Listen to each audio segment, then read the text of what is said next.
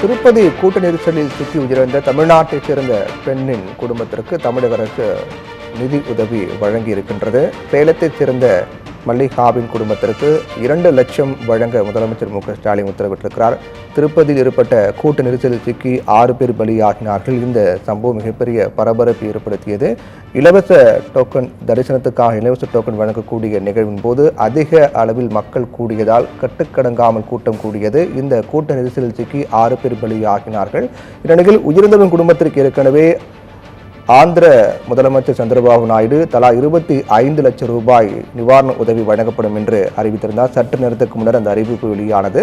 அதைத் தொடர்ந்து இனி வரக்கூடிய காலங்கள் இதுபோன்ற நிகழ்வுகள் நடக்காத வகையில் நடவடிக்கை எடுக்கப்படும் என்றும் தெரிவித்திருந்தார். இந்நிலையில் இந்த சம்பவம் மிகப்பெரிய அதிர்ச்சி ஏற்படுத்திய நிலையில் தமிழ்நாட்டைச் சேர்ந்த பெண் உயிரிழப்பு நிகழ்வு என்பதும் அதிர்ச்சி ஏற்படுத்தியது. இதையடுத்து தமிழக முதலமைச்சர் மு.க.ஸ்டாலின் நிவாரண உதவி வழங்கி அறிவிப்பு வெளியிட்டிருக்கிறார்.